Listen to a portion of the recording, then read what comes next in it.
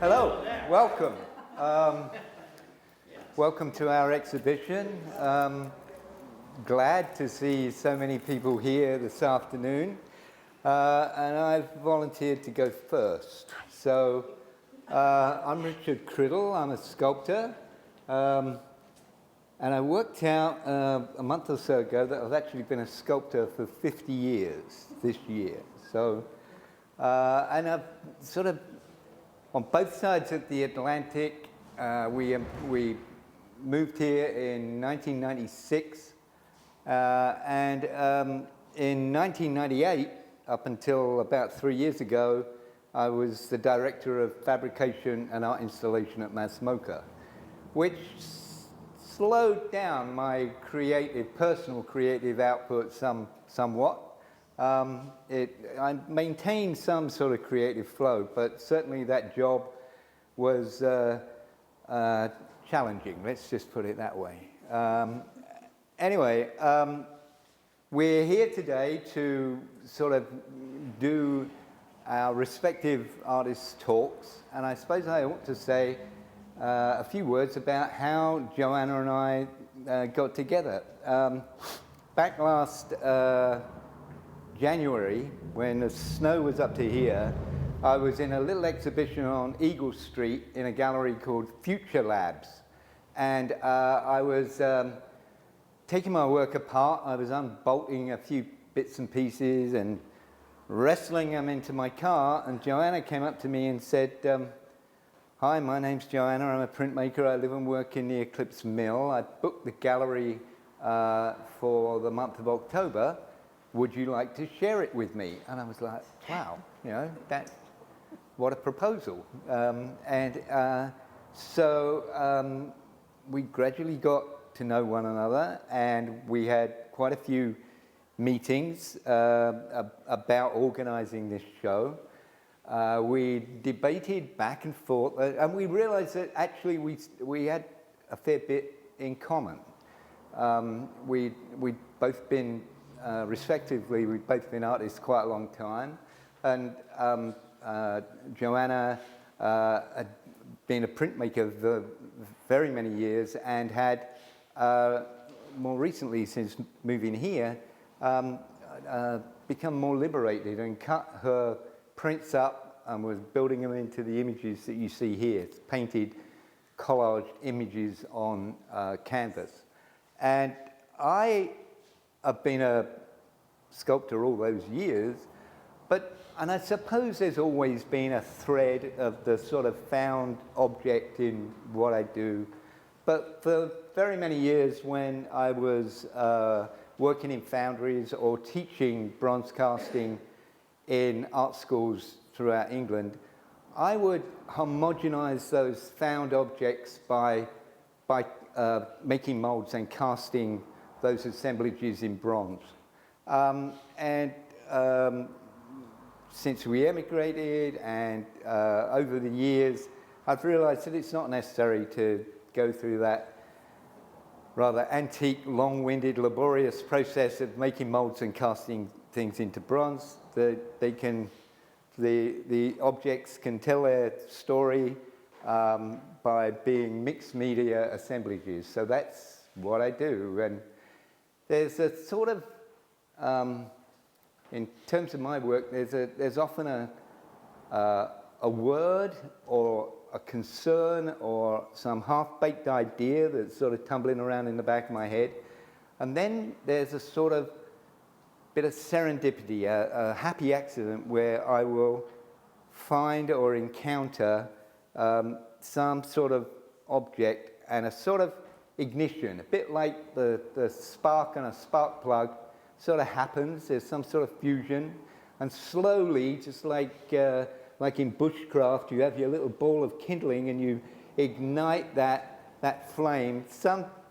somehow they come together and they fuse. And there's an awful lot of to and fro, back and forth, trying to figure out what I'm driving at.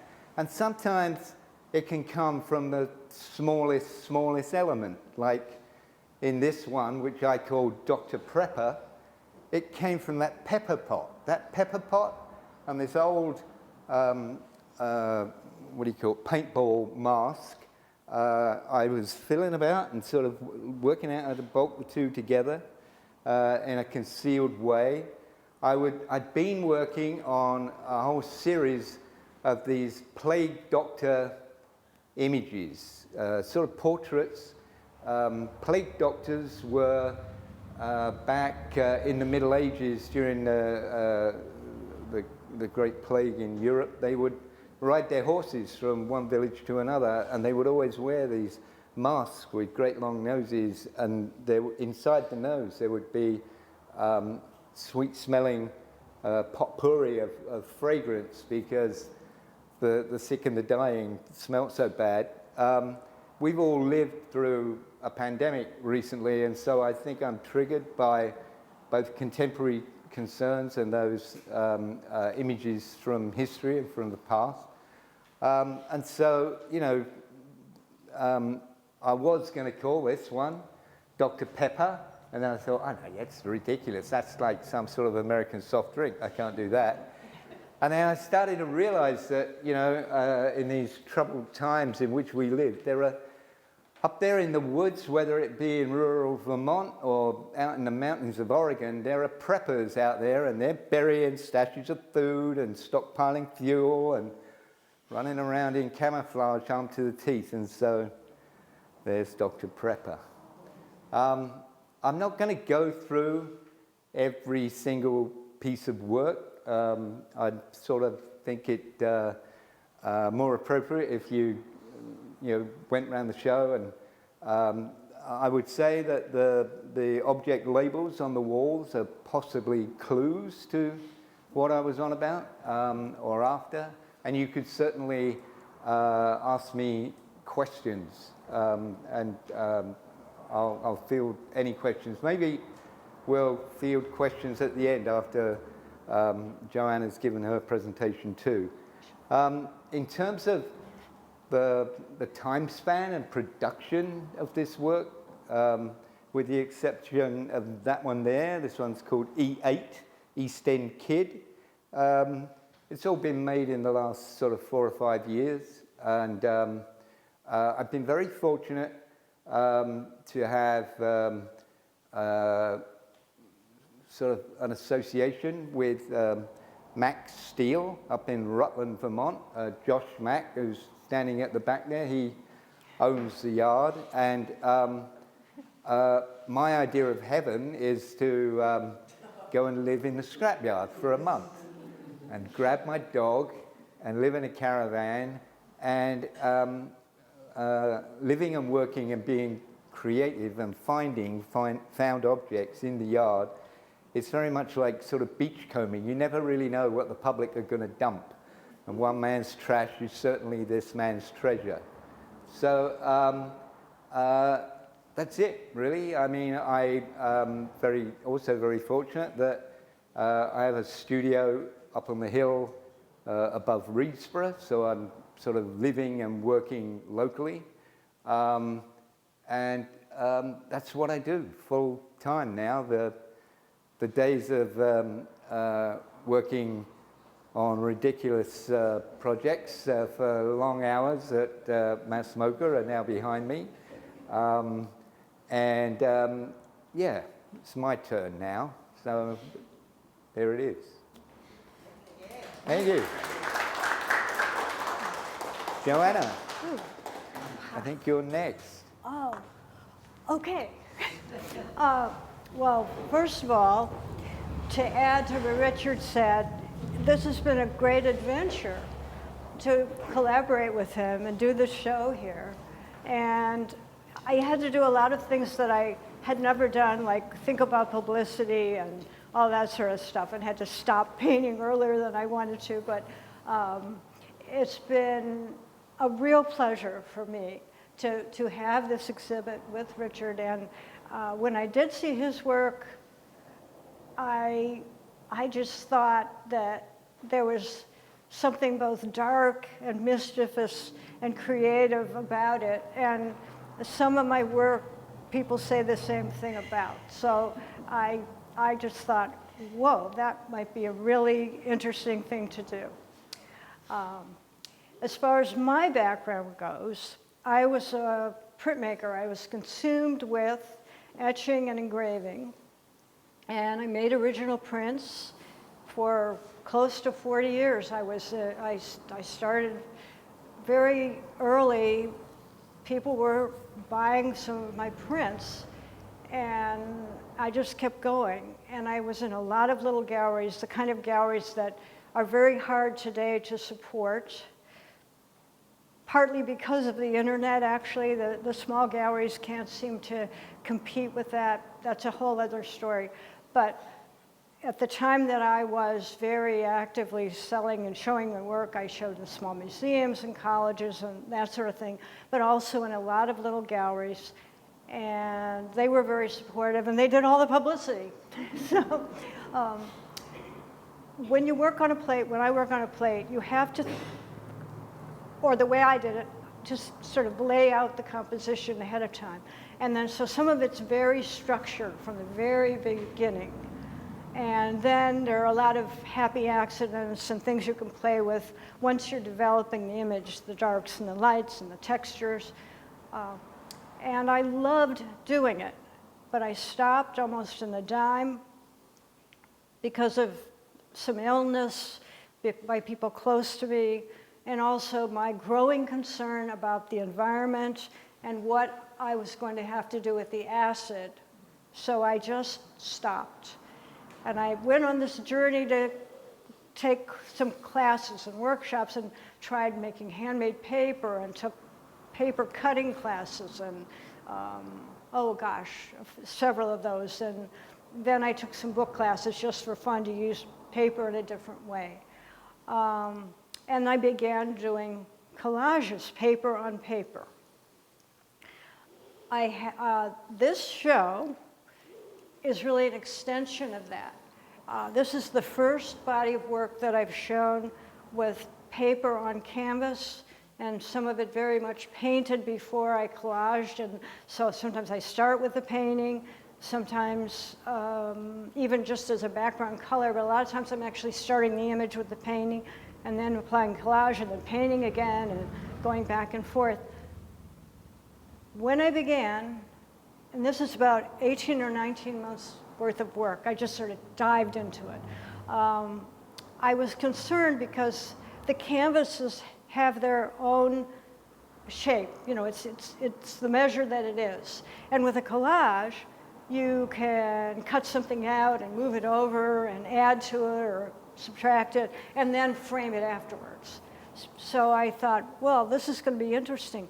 But I found that I really enjoyed the challenge of that, and I really like the thingness of this canvas that I can pick up and put down and look at in different ways. And so I'm having a great deal of fun and also very challenged by some of this. So that's my simple story. But I want to ask you all a question that you can ask yourselves. I wondered if you could think about what brought you to come to a talk like this. Why did you come? And don't tell me what it is. It could be very private, you know, your own reasons for coming. But think about that. And also, if any of you would like to pick out a piece, I'd be glad to start talking about it specifically. So. Okay. How do you get a three-dimensional feel on that painting right there? Well, it really is three-dimensional. It's painted canvas, and then there's various kinds of paper. There's a lot of cut paper. I use a knife and I use scissors, and sometimes I layer the paper behind another paper. I mean, I'd glue this down here and then make sure I could slip things behind it. That's true here too. But this piece of paper, I put, there's another piece of rag mat board up here that's holding the paper away from the canvas. And also here a little bit, so that it does sit out. And I don't know why I did it that way, but I just wanted to, so, you know. So that's, you know, structurally. That's the thing about working this way, is that there really aren't any big rules, at least not in my opinion. You know, I can just do what I want to try out and see if it works, you know? And so if I like it sitting above the canvas, then I can make it sit above the canvas. If I want to paint around the edges, I'll paint around the edges. The further away you get from it, the more three-dimensional, the stronger the three-dimensional. So did you have a concept in mind before you painted it? Well, not so much structurally, but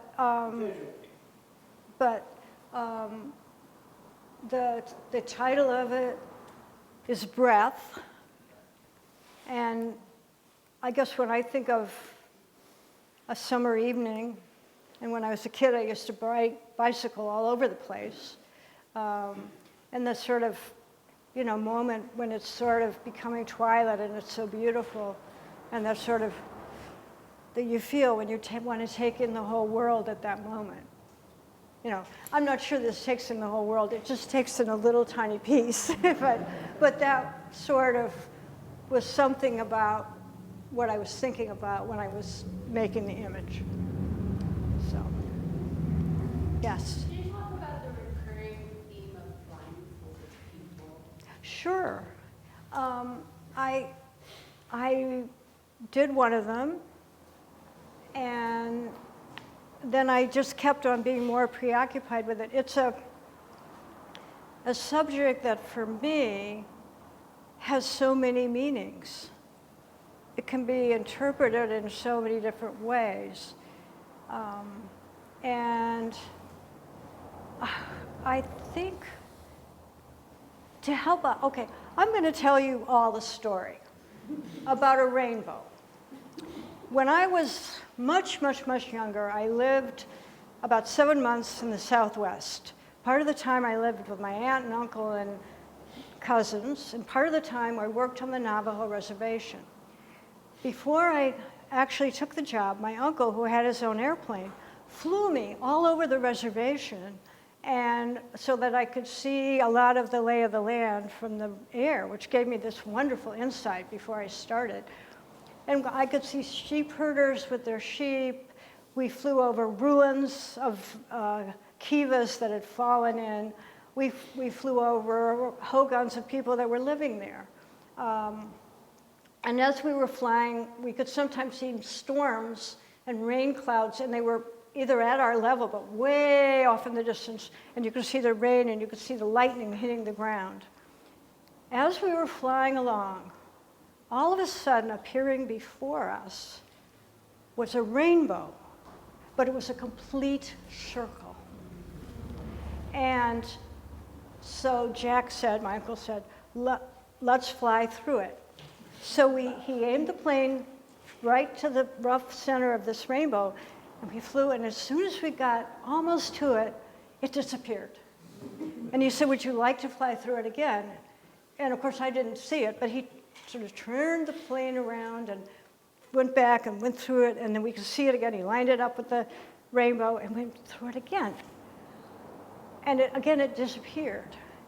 Well, I don't know if you know anything about rainbows, but they're really illusions. And they are made by the prisms that water droplets create. And there's a certain angle, I think it's 42 degrees of the angle, which creates this circle. When you see them on the ground, you just see part of it. And if you're looking at a rainbow from the ground, the rainbow that you see is not the same as the person in the next block, because it's always your point of view that you're looking at this refracted light. Well, that was fascinating. It was fascinating to me that it had disappeared. I felt extremely special having had that experience. It was wonderful. But it started me thinking about some things that I'd already been a little bit aware of, which is this. The rainbow shows you the visible light. So you see the reds and the orange and the yellow and the green and the blue and the indigo and the violet. In the center, and I actually brought a cheat sheet because I'm no scientist here, but on the above the infrared, you have above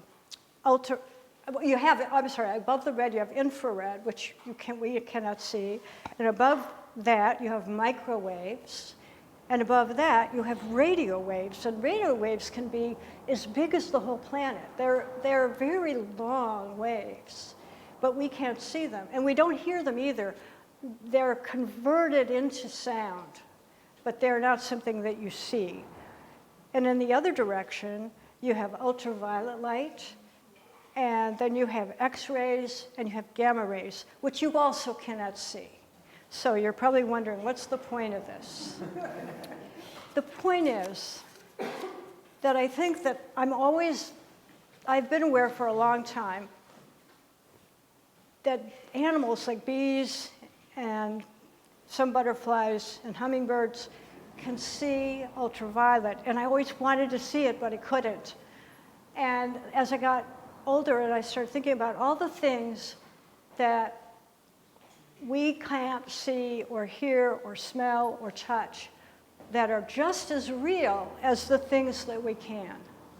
So one of the things that fascinates me, and I think obliquely probably sometimes gets expressed in my images, is my feeling that,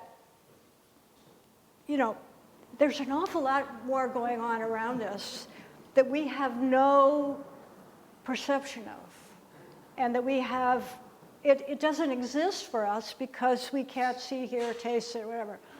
And I'm always chasing rainbows. What? I'm always chasing rainbows. Well, that's a good idea. But you never get to the end of them because they're really circles. That's why they could never find the gold. But anyway.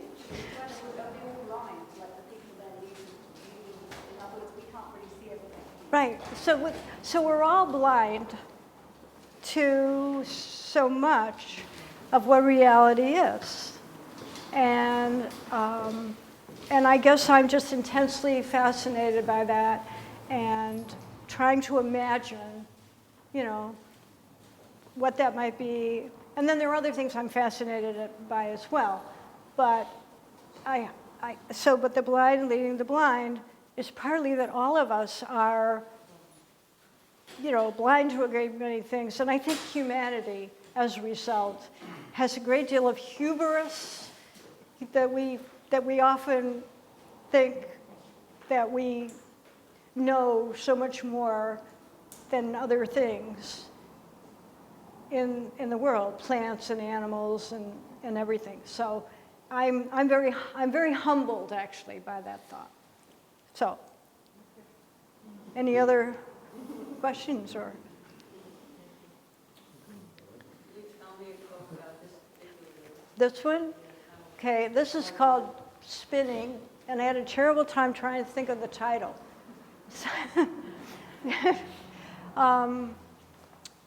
And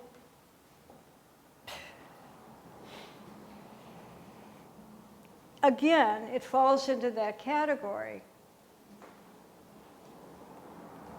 But when we're going through our journey of life, we can't always predict the future. We don't know what's going to happen. And I think sometimes they have to take a leap anyway. So, but this is obviously a portal of some time. At least it is to me. I would think it would be obvious. I don't know. Maybe it isn't obvious. But to me, that's a portal to something else, whether it's another world, or some kind of heaven or paradise or nothingness. I don't know. But that's the great mystery, that we go through life and we have no answers that really give us back whatever that is. So that's what that's about for me. It might be completely different for you, and that's perfectly all right. I was attracted to the sheer creativity and the fascinating juxtaposition of different things that then could give me all sorts of ideas. I mean, I think it's just, they're very evocative for me. And I also felt a kind of kindred spirit, which is not to say that Richard and I work the same way, because we don't, but I certainly felt a kindred spirit in a lot of his works. And that's why I, without even thinking, went up to the stranger and asked him if he'd exhibit with me. So, which has worked out great. Sometimes you do something for what I think are the very right reasons, and it works out great. And it did this time, so. I think it's incredibly fortunate that we ran into one another. And as we got to know one another and we were, planning and plotting this exhibition, I mean, I didn't know Joanna's work. I had to Google her, and then it started to become apparent that we had more and more in common, and this, the fact that we were building images, we were constructing images, whether they be two-dimensional or three-dimensional. The conversations that we went through and the variety of titles that got screwed up for this exhibition and thrown on the kitchen floor. Between us, we came up with so many pretentious titles, I can't tell you. Then, in a moment of clarity, when I was sort of driving along out near Wilmington in Vermont, I pulled over on the side of the road and had to write it down. Some assembly required. And it's really like a sort of pun on, going to IKEA and buying flat pack furniture and putting it together. It needs some sort of reconfiguration. It needs to be you have to follow the instructions. Well, we're making up our own instructions. We're doing that assembly, and we realized that we were both taking risks and chances. And I think it's probably true that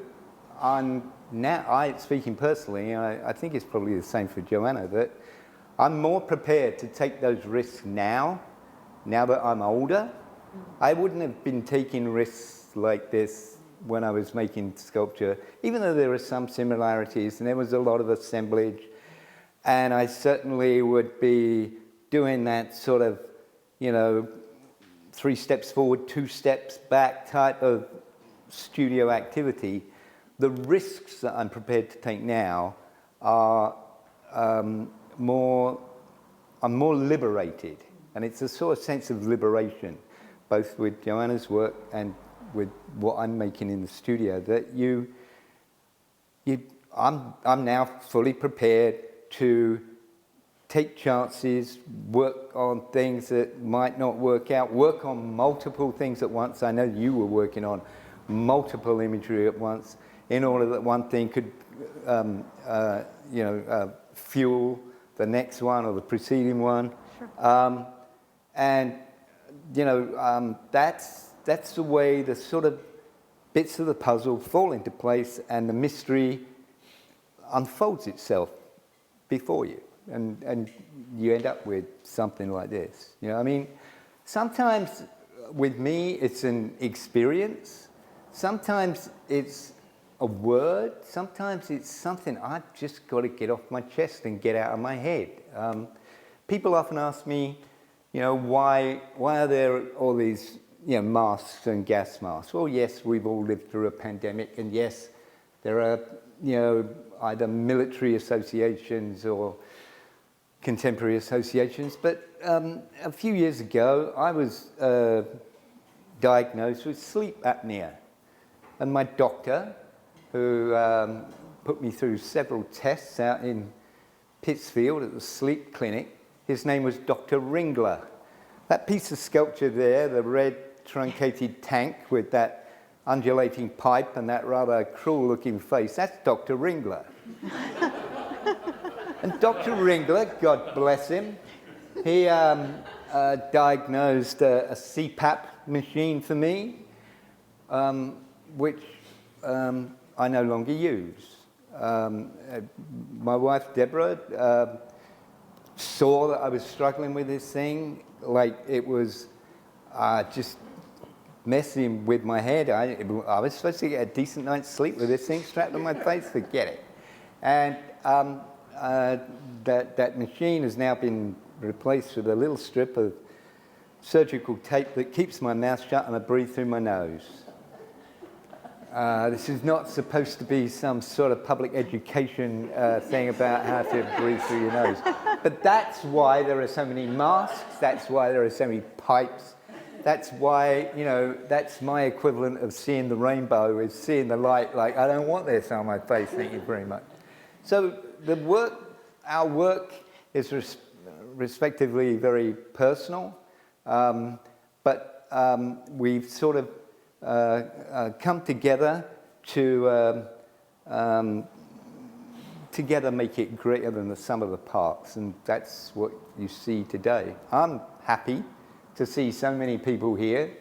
I mean, I've got a ton of people to thank, but I want to thank Joanna for sort of tapping me on the shoulder on a cold winter's evening and inviting me to be here. I want to thank Josh Mack at the back there. I want to thank my family for the support. I mean, it must be murder having somebody like me like making this stuff around all the time. And I'm happy to field any more questions. Joanna's been far more articulate than me this afternoon. So if you've got any other questions, now's the time, or you can just sort of keep them to yourself, you know? I have a question. Yes? It's not a question, but I see many things that are cutting into something. And I Yes. just wonder, Yes. Yeah, that's sort of I see a lot of things right. that are Well, cut into.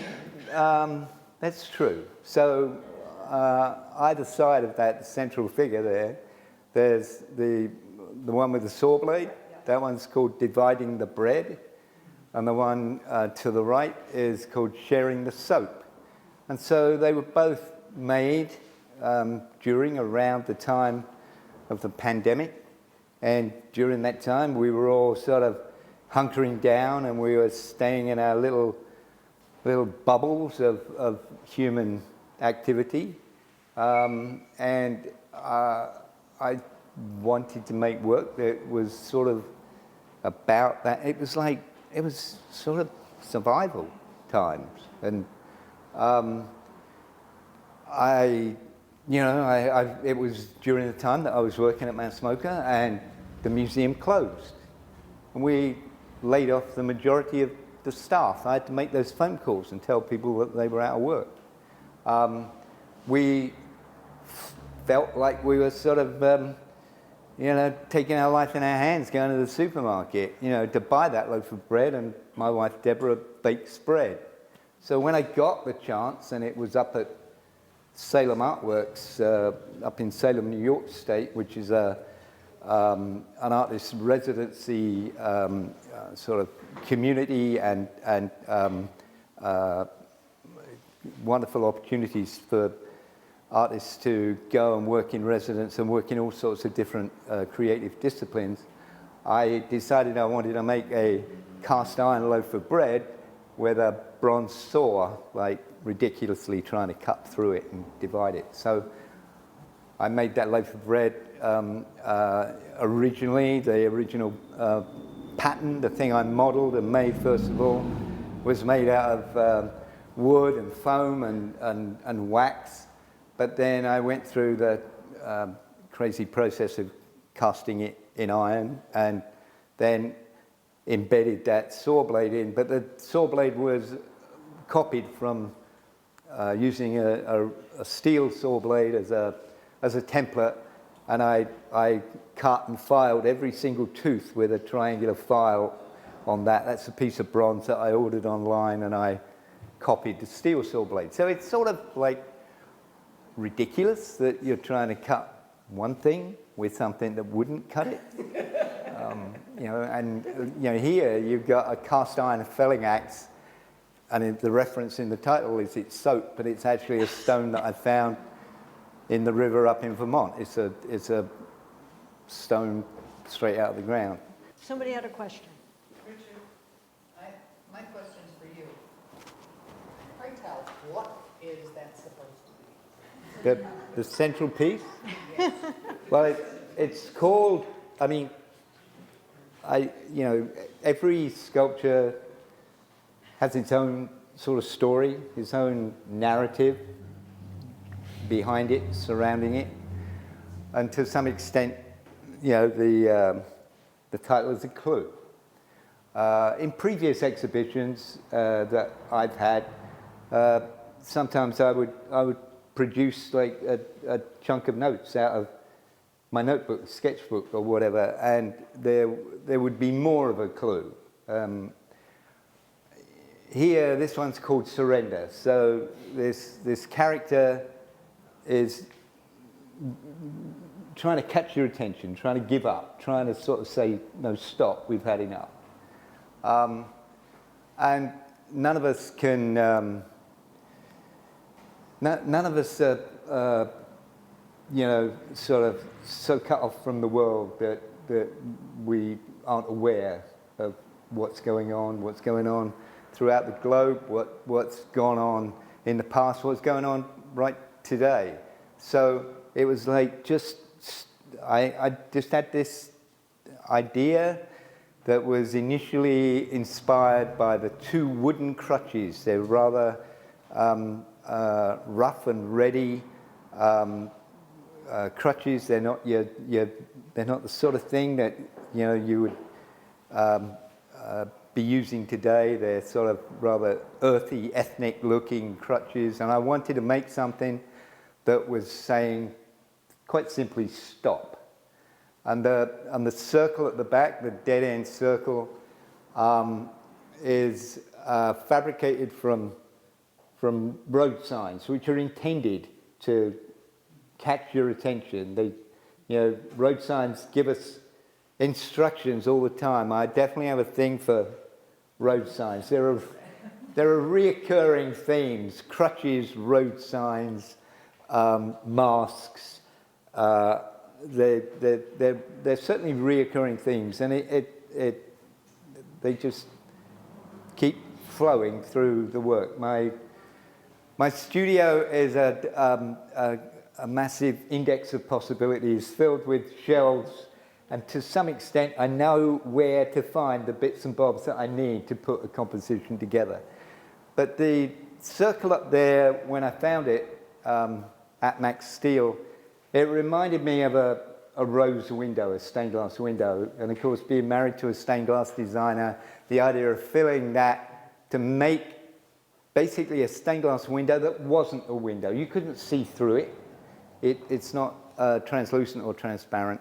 And I was originally tempted to actually cut up the road signs and try and lead and solder them together, just like the coloured glass in a stained glass window would be put together. But I cut up the pieces and I put them together, and it's a statement. If I'd have messed with it further and turned it into a stained glass window, it would have lost its signage.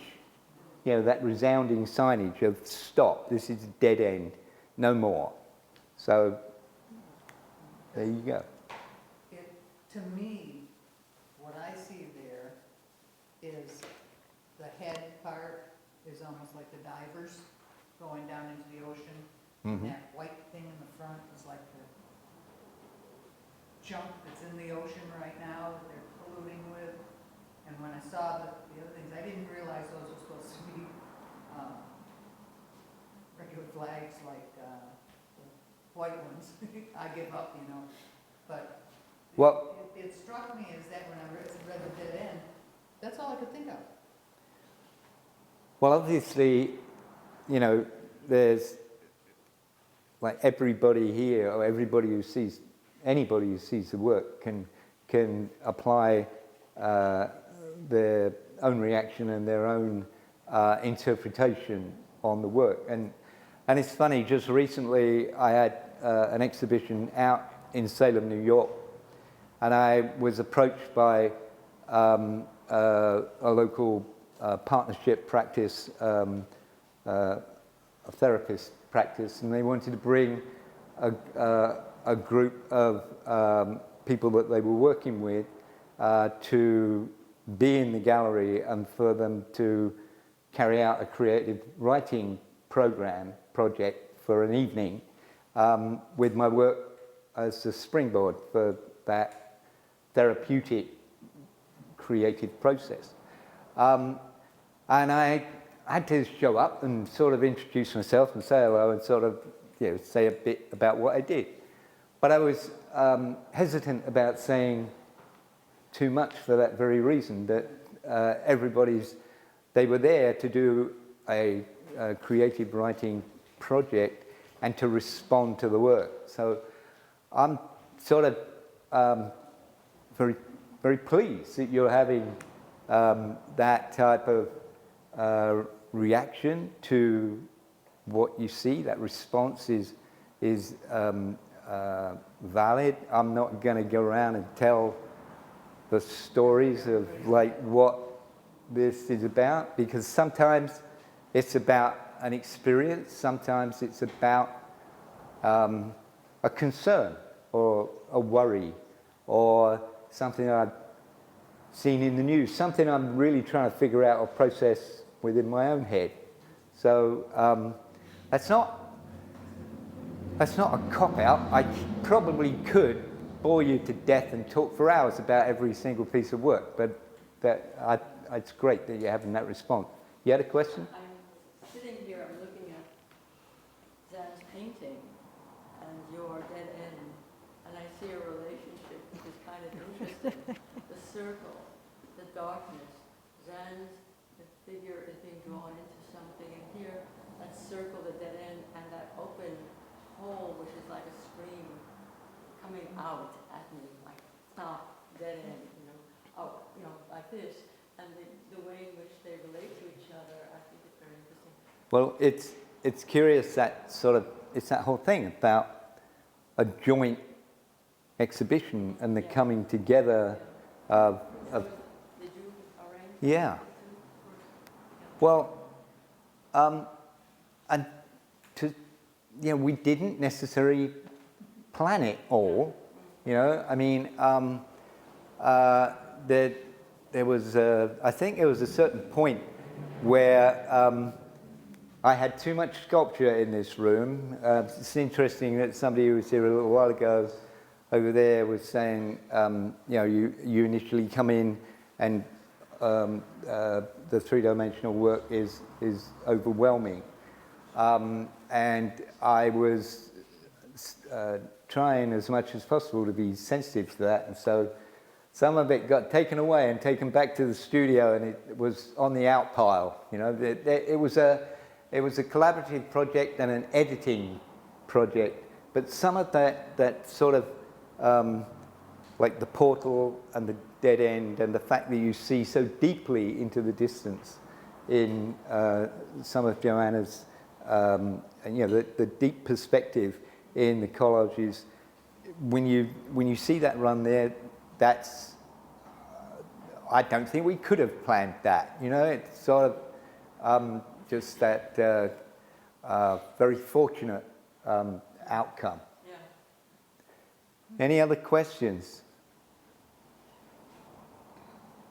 So just now that you are together and spend a month together here in this space, anything going to change? Anything's going to change?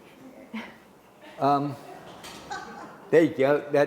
I think he was talking to you. Is anything? I I didn't, need time to think.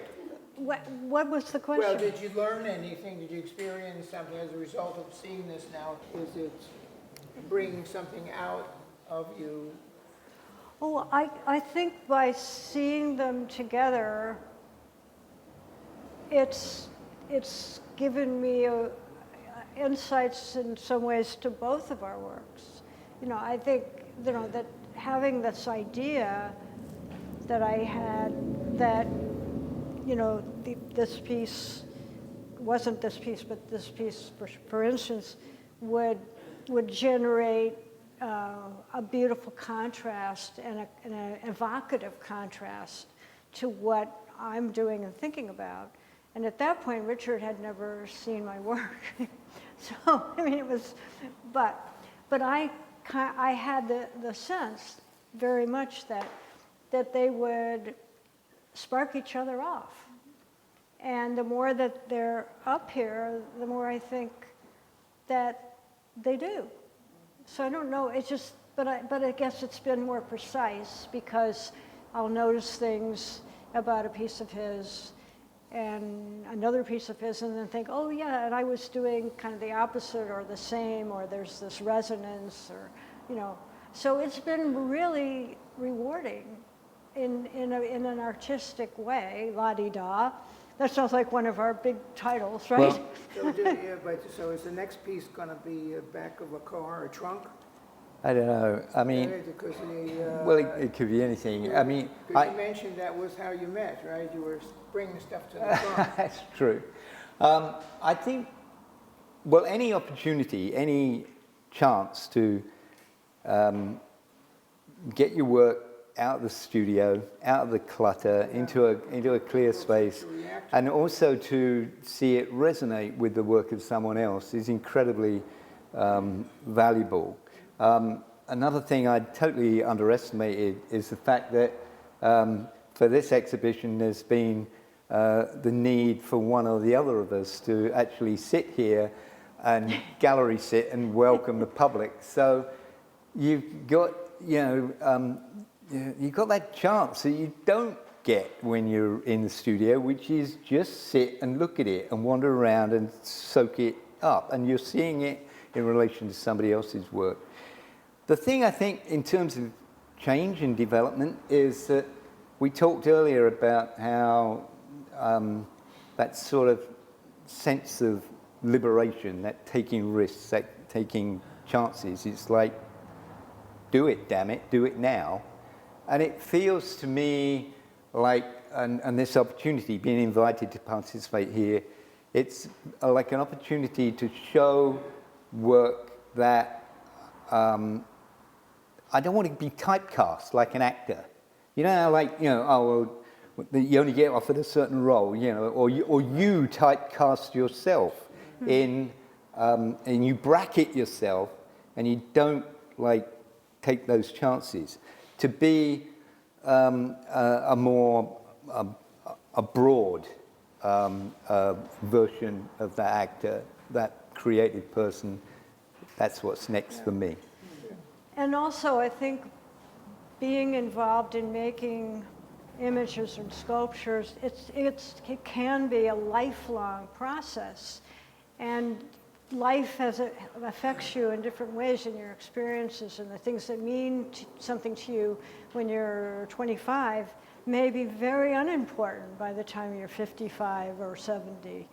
And then other things become far more significant, and also you sort of take those earlier things along with you.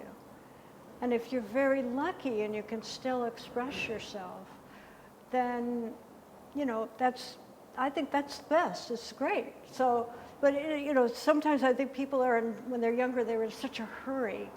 They want to be known or successful. But to me, it's always been about, the main thing has always been about making something that's meaningful to me, and then hoping that other people it'll ring their bell or rattle their chain. It doesn't always, but I have to like it first. I have to find something in it as I'm doing it. as well as when it's done, that is really compelling for me. And so I'm a little crazy, but whatever. No. I think the autobiography and the psychology is very interesting in act for audience. Great. Thank you. Thank you. Thank you, Kelly.